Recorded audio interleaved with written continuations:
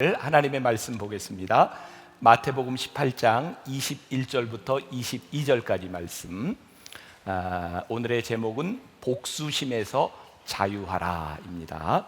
마태복음 18장 21절부터 22절까지 우리 같이 한 목소리로 봉독하겠습니다. 그때 베드로가 나와 이르되 주여, 형제가 내게 죄를 범하면 몇 번이나 용서하여 주리이까? 7번까지 하오리이까? 예수께서 이르시되 내게 이르노니 7번뿐 아니라 7번을 70번까지라도 할지니라. 아멘.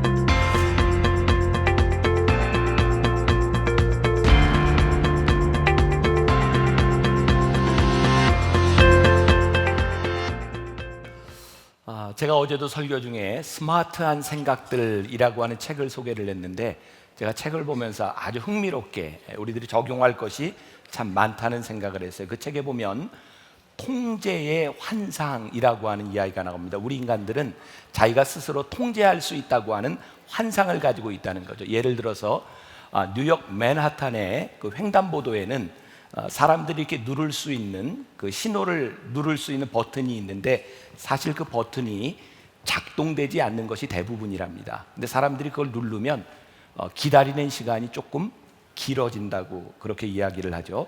그리고 엘리베이터도 이렇게 열림과 버튼, 닫힘 버튼이 있는데 대부분의 엘리베이터는 그 누르나 안 누르나 똑같답니다. 근데 사람들에게 그걸 누를 수 있도록 해놓으면 사람들의 인내심이 조금 더 길어진다고 이야기를 해요. 이런 것을 가리켜서 플라시보 버튼 또는 대형 사무실 온도 조절기라고 말을 한대요.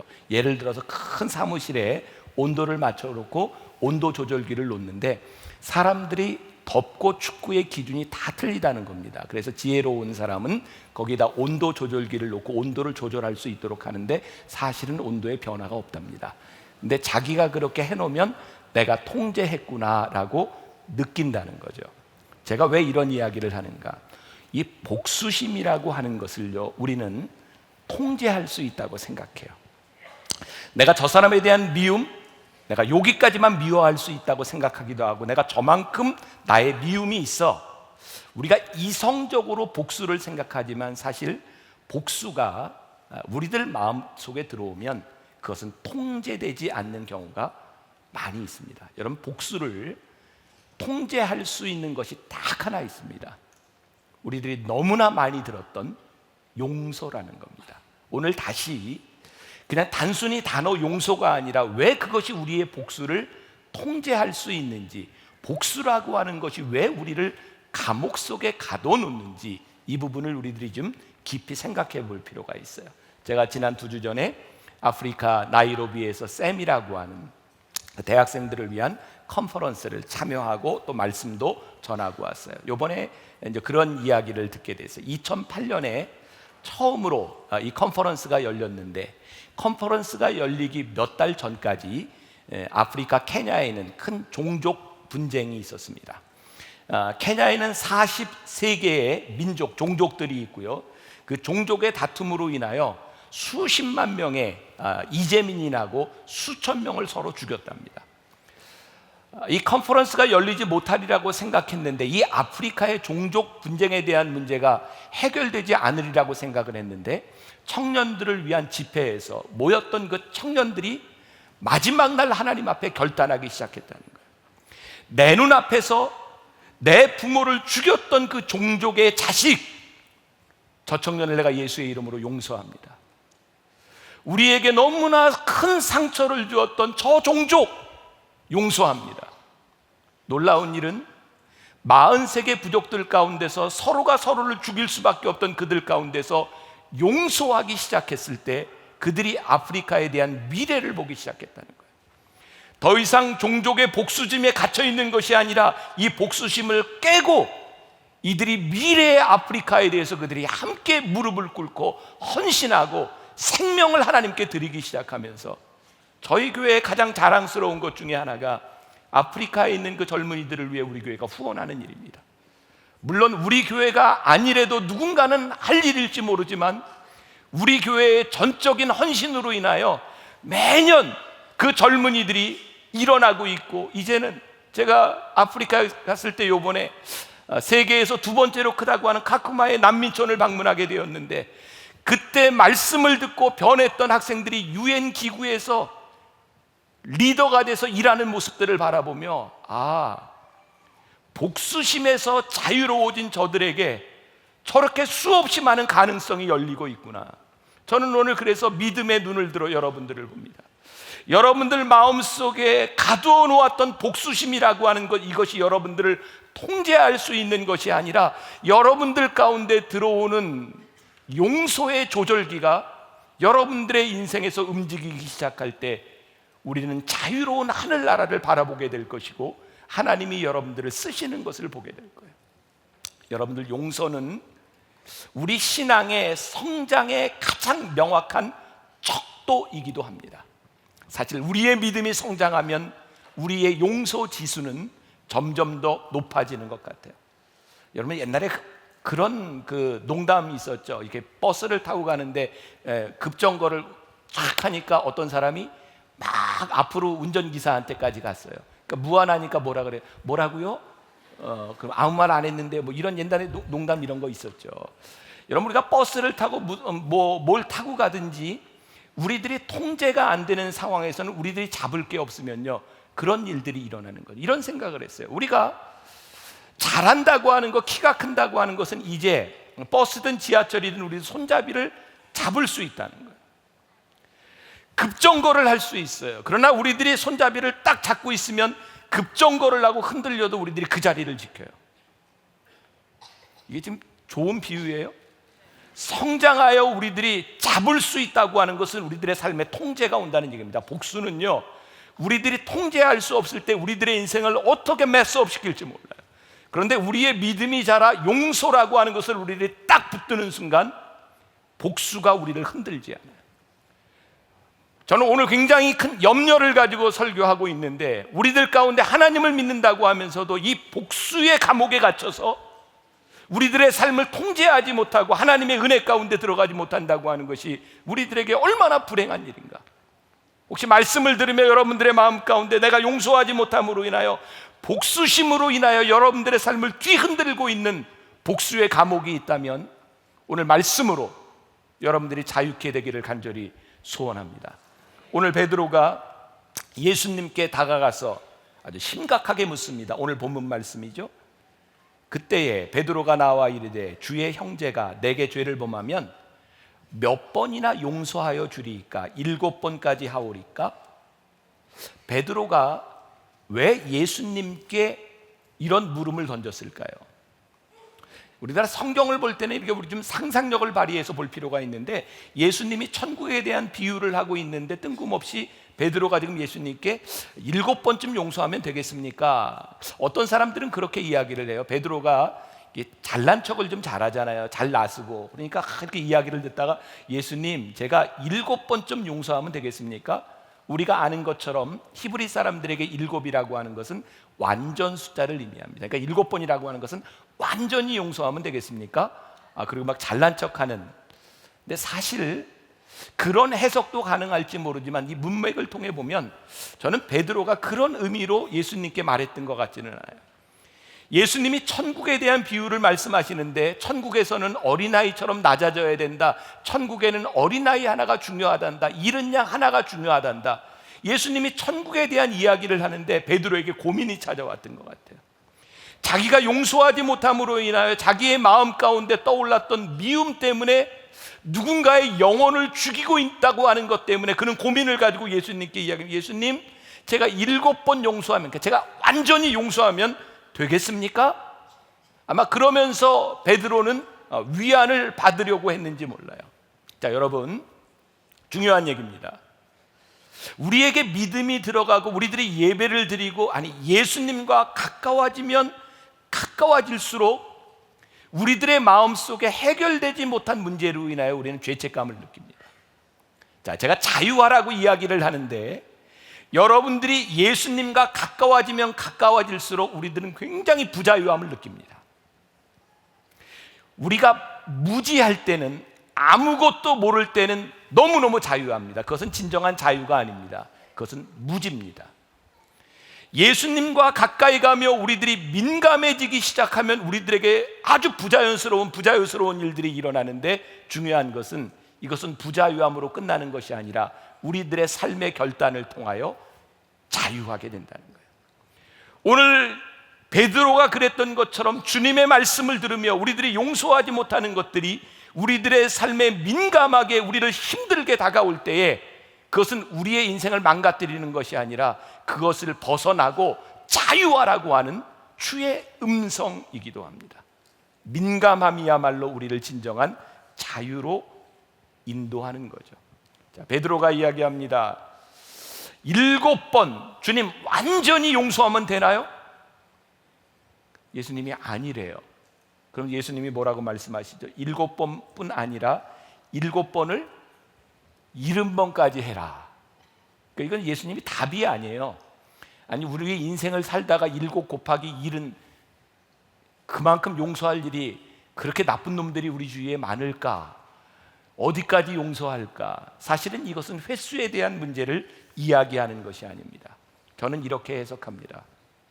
그래, 내가 완전히 용서했구나. 그렇게 용서하기를 70번까지 해라. 이 말은 무슨 의미냐면 계속해라 이 말입니다. 계속해라. 왜 계속해야 할까요? 중요한 진리죠. 여러분, 우리가 누군가를 용서했습니다. 뭐 아내 남편 간에도 용서했어요. 근데 용서했다고 다 해결됩니까? 뭔가 조금만 단서가 있으면 옛날 게 생각나요. 참 신기하죠. 부부싸움 하다가 이 문제 가지고 싸우다 옛날 문제까지 꼭 끄집어내죠. 이상해요. 옛날 게 왜 연결이 되는지 몰라요. 그러면 그때도 말이야 그랬고 그러면 막 이 복수심과 용서하지 못하는 마음은 아주 독특한 특성을 가지고 있는데, 누가 조금만 단서를 주고 건들면 옛날 게 살아나요. 아마 예수님께서 그걸 너무나 잘 아셨던 것 같아요. 너희들이 용서한다고 하지만 너희들 속에 용서하지 못한 마음과 이 복수심들은 너희들의 기억 가운데 언제든지 살아날 수 있단다. 아니, 사단의 특기 중에 하나가 너희들 속에 있는 상처를 건드리는 것이란다. 우리가 조금만 위급한 상황에 처하고 우리가 조금만 방심하면 이 복수라고 하는 이 무서운 감정들이 우리들에게 일어나고 있기 때문에, 용서는 완전히 용서했다고 하는 일회적인 사건이 아니라 지속적인 일이다. 너희가 7번씩 70번이라도 용서해야 한다.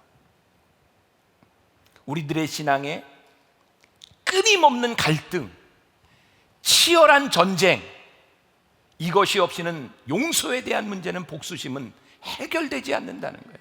그래서 예수님께서 이 베드로의 물음에 대하여 비유를 말씀하십니다. 우리가 잘 알고 있는 1만 달란트 빚진 자, 여러분 기억하시죠? 어떤 사람이 그 1만 달란트 빚진 자를 이렇게 탕감해 줬는데, 그 사람에게 친구가 있었어요. 100데나리온. 100데나리온은 아주 작은 숫자죠. 1만 달란트라고 하는 것은 우리들이 셀 수 없는 숫자입니다. 그런데 100데나리온 빚진 자를 용서하지 못하는 그런 비유를 예수님이 말씀하세요. 여러분들 1달란트가 몇 억의 가치니까 1만 달란트라고 하는 것은 현실성이 없는 숫자입니다. 근데 예수님이 비유로 말씀하시면서 1만 달란트를 말씀하셨다고 하는 것은 무슨 의미냐면 우리의 한계를 뛰어넘었다. 1만 달란트를 빚졌다고 하는 것은 내가 아무리 노력을 해도 이 빚을 갚을 만한 능력이 없다, 이런 말입니다. 그런데 그 임금이 그것을 탕감해 주었다. 그래서 빚으로부터 자유를 얻은 거예요. 또 중요한 말입니다. 자유를 얻은 것과 자유를 누리는 것은 틀립니다. 여러분들이 하나님을 믿으며 여러분들이 일회적인 고백을 통하여 여러분들이 자유를 얻을 수 있어요. 그러나 자유를 누리며 사는 것은 다른 문제입니다. 자, 이어서 나오는 예수님의 비유 가운데 마태복음 18장 23절부터 25절 제가 읽어드릴게요. 천국은 그 종들과 결산하려 하던 어떤 임금과 같으니 결산할 때에 10,000달란트 빚진 자 하나를 데려오매 갚을 것이 없는지라 주인이 명하여 그 몸과 아내와 자식들과 모든 소유를 다 팔아 갚게 하라 하니. 자, 본래 이 사람이 갚아야 될 것이 뭐냐면 자기의 몸과 아내와 자식과 모든 땅을 다 팔아도 갚을 수 없는 일이에요. 해결할 수 없는 문제라는 말입니다. 요즘 그런 얘기들 우리들 주변에서 들죠. 예수만 바라보기, 24시간 예수님을 바라보기. 근데 저는 목사인데요, 여러분들이 저보다 얼마나 영성이 뛰어난지 모르겠지만 저는 이 세상에 살아가며 24시간 예수를 바라보고 사는 게 불가능해요. 여러분들이 이런 목사한테 설교 듣고 있다는 건 불행한 일이에요. 저는 불가능해요.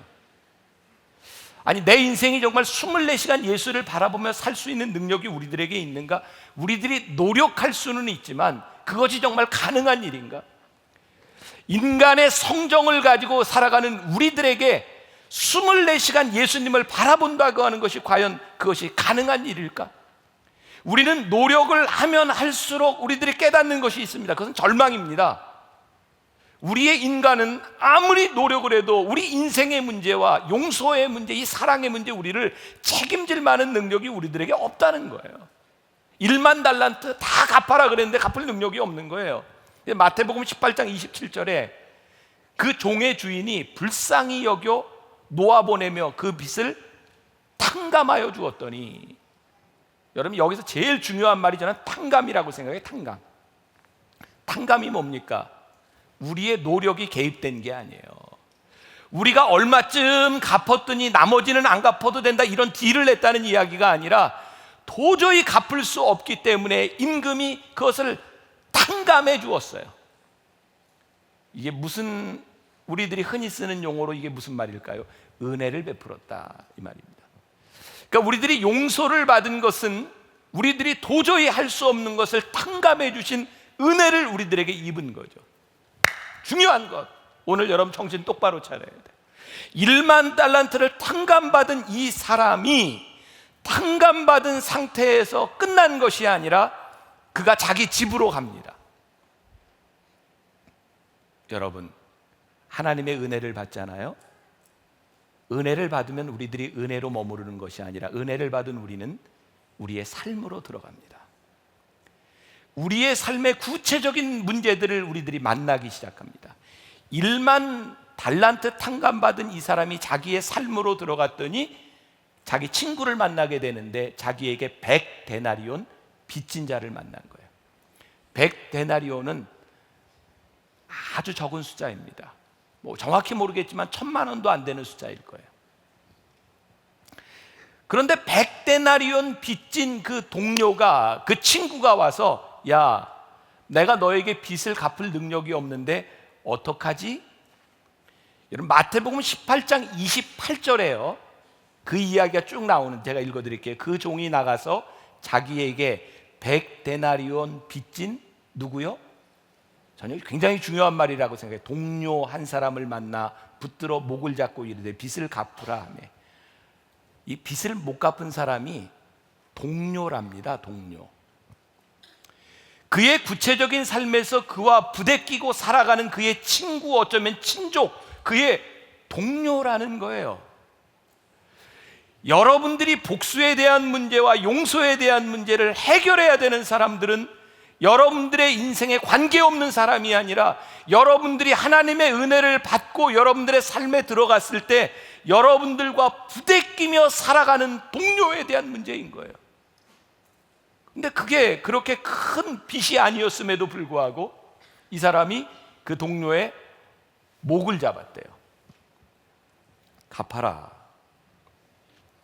목을 잡는 순간 그가 임금에게 은혜를 경험하고 그의 빚이 탕감된 자유를 경험했으나 그는 복수의 감옥에 들어갔어요.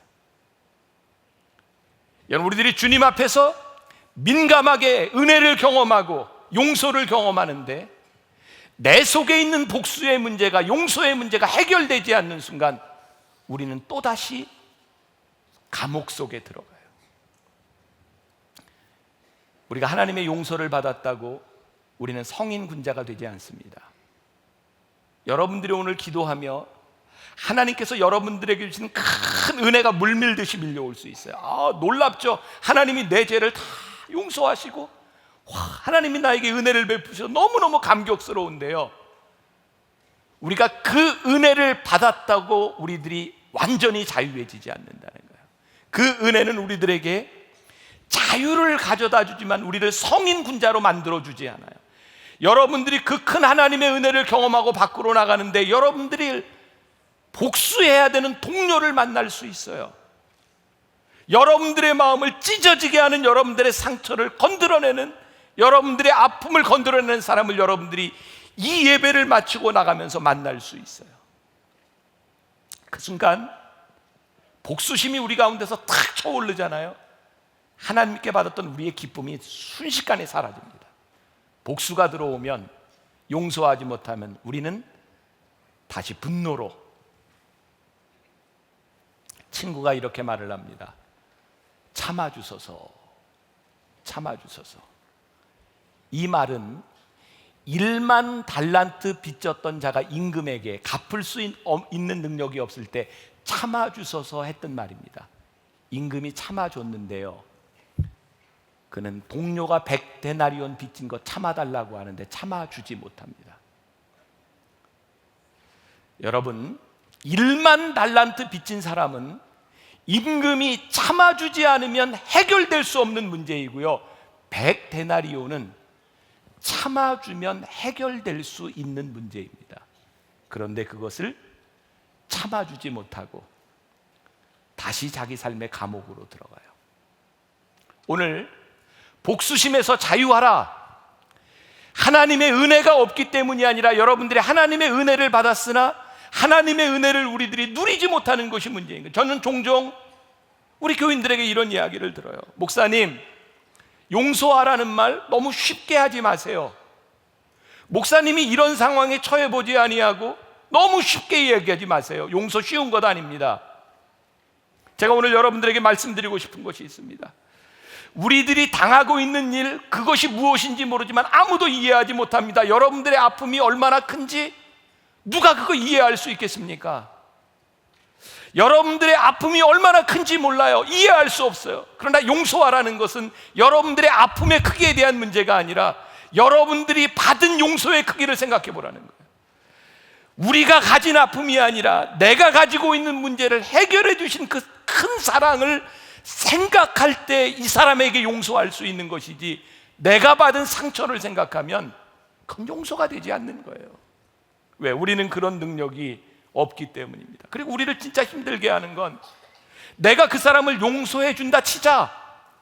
아니, 근데 나에게 그렇게 힘들게 한 그 나쁜 놈이 내가 용서했는데 너무 잘 되는 거예요. 나는 용서하고 너무너무 힘든데 저 나쁜 놈은 내가 용서했는데 너무너무 잘 되는 거예요. 이거 정말 견딜 수 없는 일 아니에요. 하나님은 어떻게 저런 일이 있습니까? 악인의 번성함을 보는 것처럼 힘든 일이 없어요. 용서가 그렇게 힘든 일이에요. 로마서 12장 17절부터 18절까지 말씀, 여러분들이 좀 기억하세요. 같이 봉독해 볼까요? 아무에게도 악을 악으로 갚지 말고 모든 사람 앞에서 선한 일을 도모하라. 할 수 있거든 너희로서는 모든 사람과 더불어 화목하라. 여기에서 여러분들이 기억해야 될 건 너희로서는 이라는 말입니다. 너희로서는. 사도 바울이 로마에 있는 교인들에게 말합니다. 너희들이 악을 악으로 갚지 말고 선한 일을 도모하는데 이거 참 힘든 일 아니란다. 너희들이 선한 일을 행한다고 그 사람이 선해지는 것도 아니란다. 그런데 너희로서는 모든 사람과 더불어 화목해라. 다른 사람이 어떤 결과를 가져올지 모르지만 사도 바울이 로마에 있는 교인들에게 다른 사람 신경 쓰지 말고 너희는 화목해라. 로마서 12장 19절 말씀으로 넘어가 봅니다. 그리고 사도 바울은 이렇게 얘기합니다. 내 사랑하는 자들아, 너희가 친히 원수를 갚지 말고 하나님의 진노하심에 맡기라. 기록되었으되 원수 갚는 것이 내게 있으니 내가 갚으리라고 주께서 말씀하셨느니라. 우리의 복수와 우리의 원수는 나에게 있는 것이 아니래. 왜냐하면 내가 갚으려고 하면 내가 망가지기 때문입니다. 우리가 믿음이 우리들에게 들어오고 하나님의 용서를 우리들이 경험하는 순간 우리는 내 속에 있는 분노와 복수를 하나님께 맡기는 거예요. 여러분, 그런 생각 해보셨어요? 우리가 용서하지 못하는, 우리에게 상처를 준 그 사람 때문에 우리의 마음이 너무너무 힘들고 아플 때 하나님께서 용서해라 이렇게 말씀하실 때 하나님의 마음이 쉬우셨을까요? 우리 자녀들의, 하나님의 자녀들의 고통을 보고 계시는 하나님의 마음이 정말 쉬우셨을까요? 전 그렇게 생각하지 않아요. 죄송합니다. 제가 치부를 드러내는 것 같아서 죄송한데, 한국 교회의 많은 문제들 가운데 하나는 교단에 대한 그런 문제들인 것 같아요. 교단들이 커지면서 교단이 힘을 가지게 되고 그 힘들을 남용하는 문제들이 생긴 거죠. 제가 옳은 것은 아니지만 몇 년 전에 이런 잘못된 관행은 좀 고쳐야 되겠다는 생각이 들었어요. 저희 교회가 힘이 좀 있는 교회고요. 그래서 제가 그것을 좀 해보려고 시도를 했다가 칼을 뺐다가 다시 꽂았어요. 도저히 안 되는 일이더라고요. 제가 할 수 있는 일이 없더라고요. 그런데 그 문제로 인해서 제가 미운 털이 박혔어요. 제가 미움을 많이 받아요. 우리 교인들만 저를 좋아하지 제가 미운 털이 박혔어요. 근데 문제는 저만 미워하는 것이 아니라 우리 교회 목사님들에게까지 문제가 생긴 거예요. 그래서 저희 부목사님들이나 전도사님들이 이렇게 진급을 해야 되는데 제가 개혁을 시도한 것 때문에 그분들한테 피해가 가게 생겼어요. 우리 장로님들 그때 다 같이 계셨지만 이렇게 해서는 문제가 해결이 될 것 같지 않아서 저희 교단은 1년에 한 번씩 연회라고 하는 회의를 하는데 저도 평생 그런 짓은 처음이었어요. 제가 아무리 이야기를 하려고 해도 발언권을 주지 않으니까 내가 의사를 표현할 방법이 없더라고요. 그래서 저희 교단을 맡고 있는 교단장 앞에서 제가 무릎을 꿇고 절을 했어요. 죄송합니다. 용서해 주세요. 없던 걸로 하겠습니다. 그리고 회중들한테도 제가 절을 했어요. 미안합니다. 우리 장로님들이 막 울었어요. 목사님 왜 그러냐고, 우리가 뭐 잘못했냐고. 그런데 나로 인하여 내가 옳다고 주장할지는 모르지만 이것이 또 싸움이 되는 것은 아닌 것 같아서 저도 울면서 너무너무 치욕스럽다고 생각해서 울면서 무릎을 꿇고 절을 하고 용서해달라고 그러고 저는 떠났어요. 떠나고 나서 제가 들은 이야기예요. 그것으로 끝나고 해결이 됐어야 되는데 우리 교회 부목사님들 중에 몇 사람을 통로에다가 무릎을 꿇혀놓고 잘못했다고 빌라 그랬다는 거예요. 그 얘기를 듣는 순간 제가 도저히 참을 수가 없었어요. 제가 목사가 되고 나서 처음으로 욕을 해봤어요. 전화를 걸어서 바꿔! 막 제 속에 분노가요. 저는 그렇게 화가 났던 때가 없어요. 내가 무릎 꿇는 것은 내가 참을 수 있지만 내 자식 같은 사람한테 모욕을 주는 것은 내가 못 참아. 그게 너무너무 힘든 거예요. 제가 오늘 말씀을 준비하다 그런 생각이 들었어요. 하나님께서 우리를 바라보며 너희들 참아라, 너 용서해라 라고 말씀하실 때 우리들이 무릎을 꿇고 치욕을 당하는 모습을 바라보며 하나님의 마음은 제가 가졌던 이 마음보다 훨씬 더 아프실 거예요. 그렇게 쉽게 우리들에게 용서하라고 하는 말씀이 아니에요.